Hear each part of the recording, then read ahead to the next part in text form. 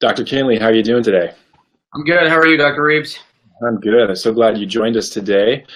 I'm Dr. Ben Reebs, an associate of the Naturopathic Medicine Institute, just like Dr. Kinley, and we're both working toward our Vitalist Fellow Track certifications. The NMI envisions a world where enjoying optimal health allows people to reach their highest potential for inspired creativity.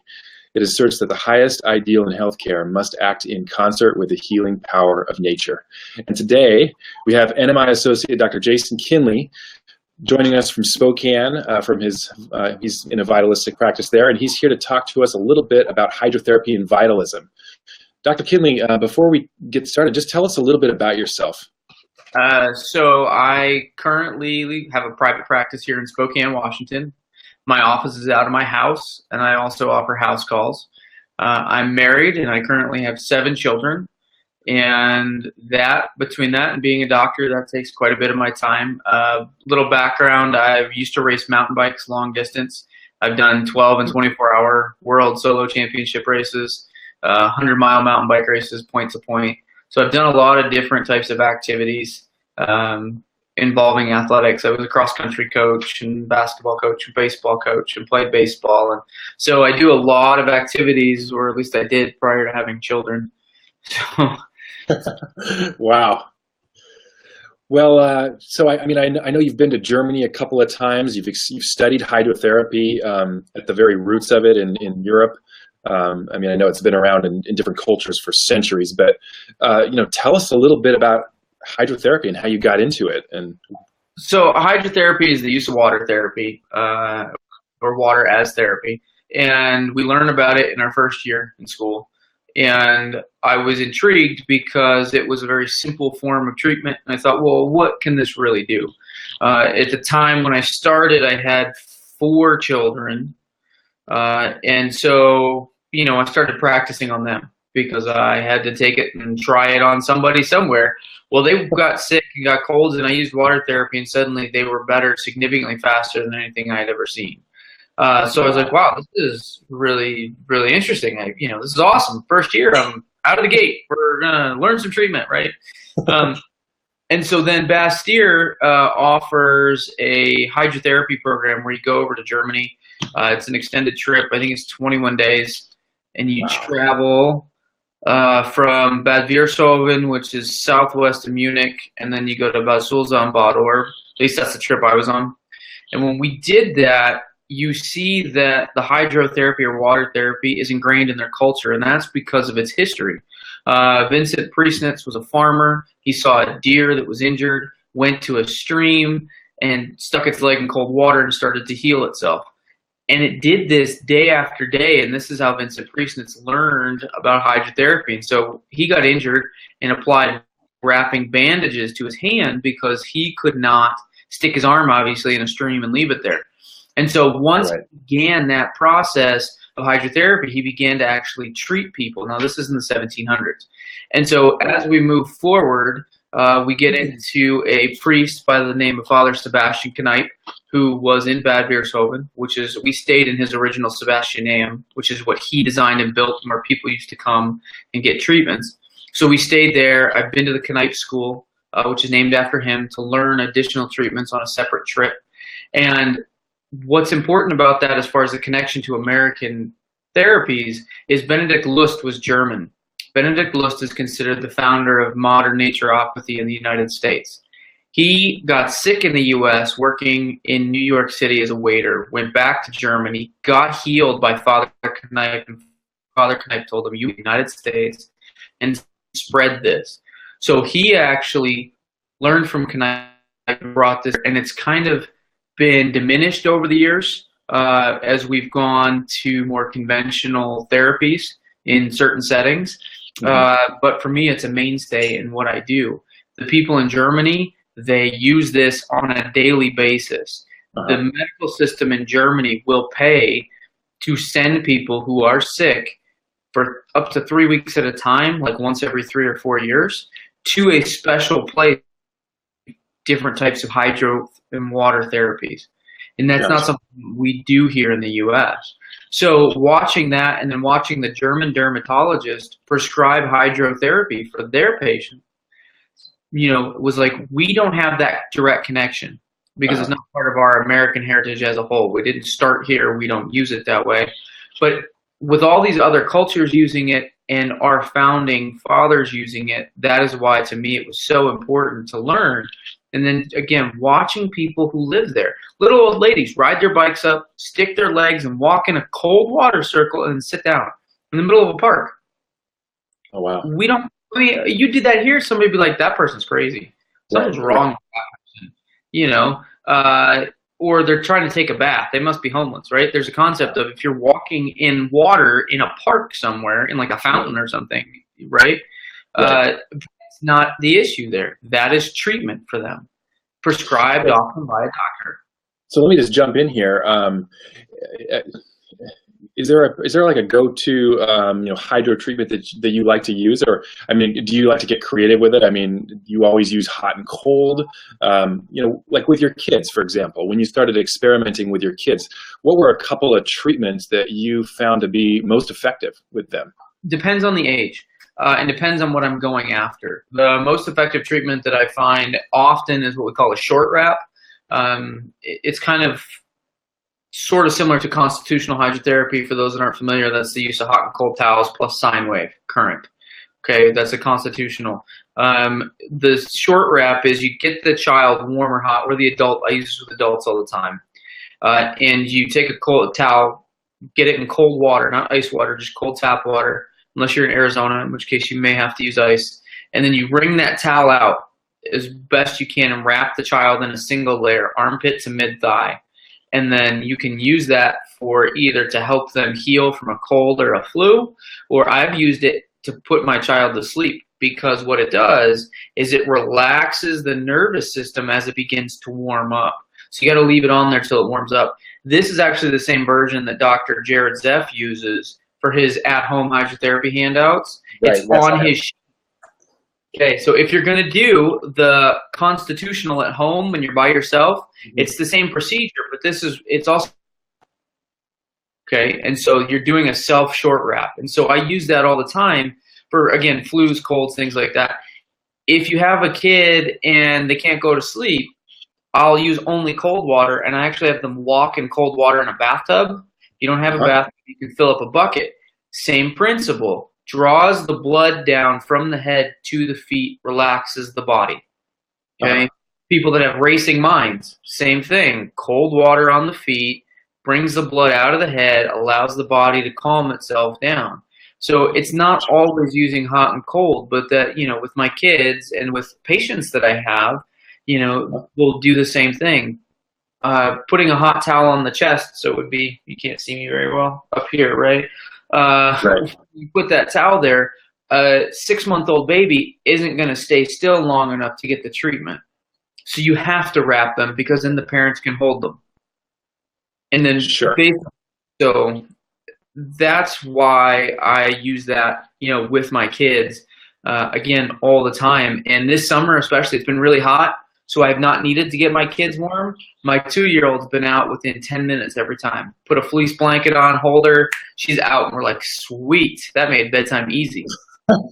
Okay, so that's great. So, I want to get your opinion on this. So one of the things, a lot of my patients like to take a really hot shower, and then it relaxes them. And I often tell them, take a towel, run it under cold water, and then wring it out as best you can, or wring it out somewhat, and then put it on your chest, from shoulders to hips, and maybe wrap yourself up in your robe, and then sit and watch TV or go to bed, whatever it is you do. So I'm wondering, would you modify that in any way, or what are your thoughts about something like that? Again, it depends on what the specific goal is. If my person's looking for overall wellness, they don't have any specific problem, I always end the shower on cold water, or you can do a cold towel. For this, I explain to patients, if you took a hot cup of coffee and a glass of ice water and you set them out, they're both going to get to room temperature, but it's by different effects. Okay, the hot cold cools down, the cold warms up. Well, if your body does the same thing, if we put your muscles in a hot shower, hot bath, it warms up, it feels great. Guess what? It's going to cool off. When it cools off, everything tightens back up, blood flow goes away because the body's trying to cool that area off. Cold water, the body's going to try to warmer temperature after you're out, keeps your muscles more relaxed, your nervous system more relaxed, you digest better, you tend to feel better. People don't like the cold shower so much at first, but they get used to it. The way I would modify the treatment is don't get on your phone, don't get on the computer, stay away from TV, because I want their nervous system to calm down. If I'm addressing the nervous system, I'm stimulating brainwave activity with that blue light that comes from our digital devices, and that stimulates brain activity, and I want that to rest. So I actually don't have them use any digital media. You can read a book if you want, you can take a nap, you can have a conversation, you can even drink a cup of coffee if you want when you do it. As long as it's not, an illness-related issue. But I really try to avoid those digital media pieces.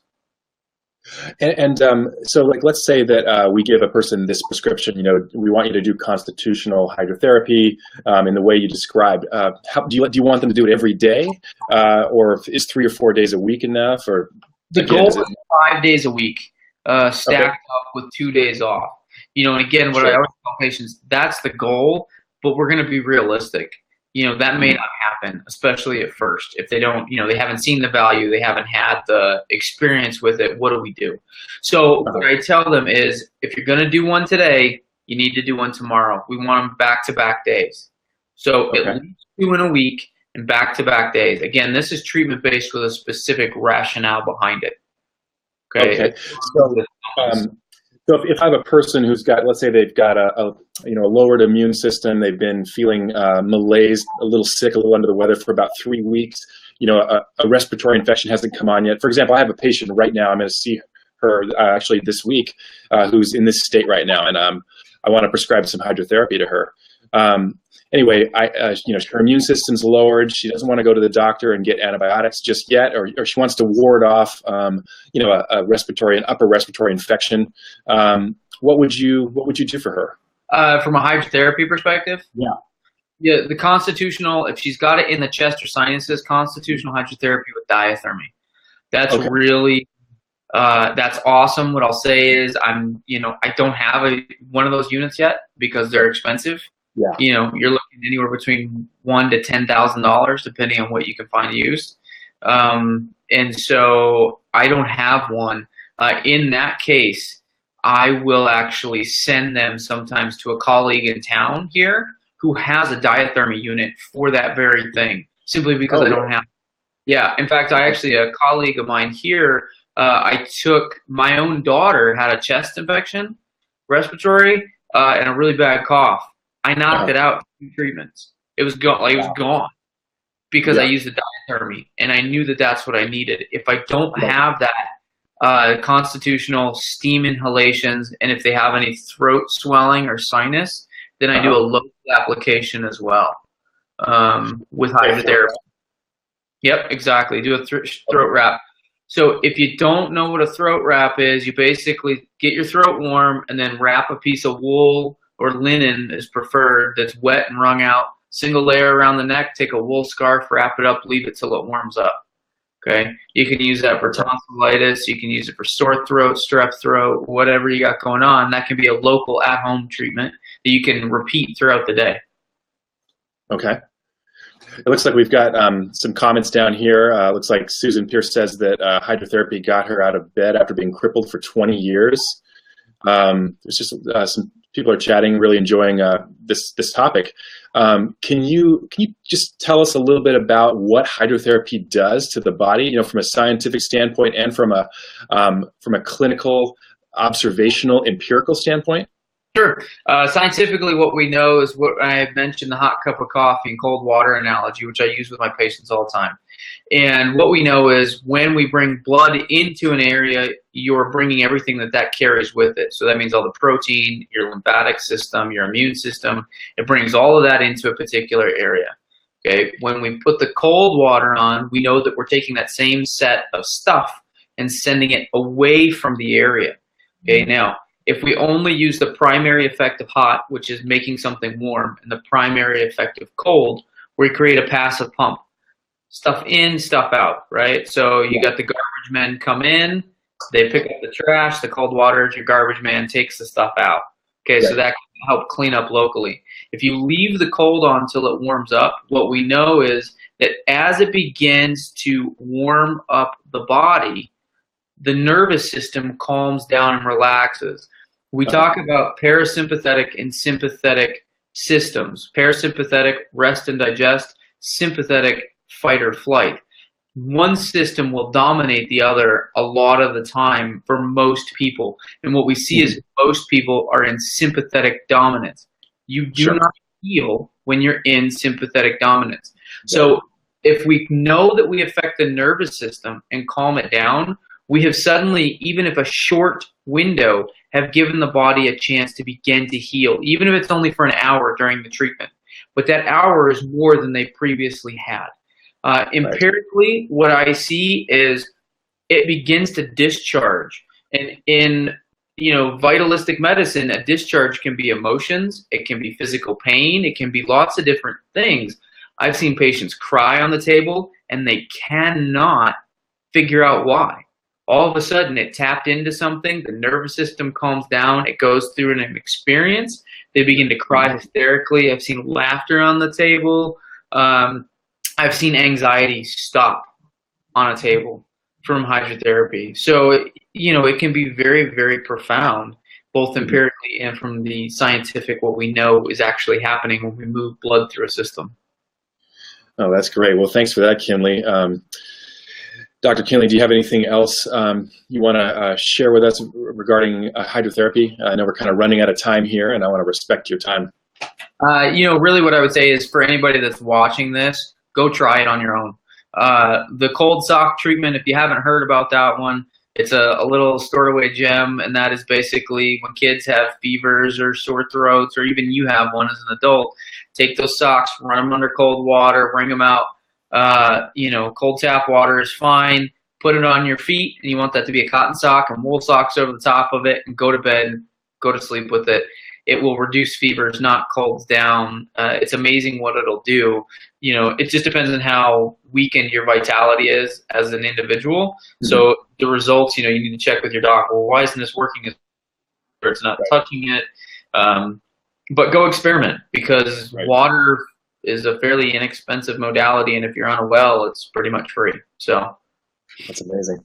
Well, can you tell us a little bit about how can a person find you? Tell us about your clinic. Yeah. So my office here, my phone number is area code 509-565-7005. You can find me on Facebook at Mountain View of Vital Medicine, or you can send me an email at jkinleynd@gmail.com. I have a website that will be mountainviewvitalmedicine.com. It's in the works. It should be hopefully up here in a week or two, but I'm on that myself too. So we'll see how soon I can finish that between that and patients. So yeah, you're a little bit busy with 7 kids and a practice, and I guess I'll be seeing you in October at the Vital Gathering, and look forward to that. Yes, I am also. Well, thanks so much for taking time today. I think it's a good time to wrap things up. Thanks so much, Dr. Kinley. And if you want to learn more about how to become an associate of the Naturopathic Medicine Institute, head on over to naturopathicmedicineinstitute.org and watch for our upcoming conferences and events like the Vital Gathering in October. At the Naturopathic Medicine Institute, the laws of cure are seen to be immutable, and the healing power of nature is acknowledged, discussed, unpacked, and celebrated. Thanks so much, Dr. Kinley. Thanks for having me.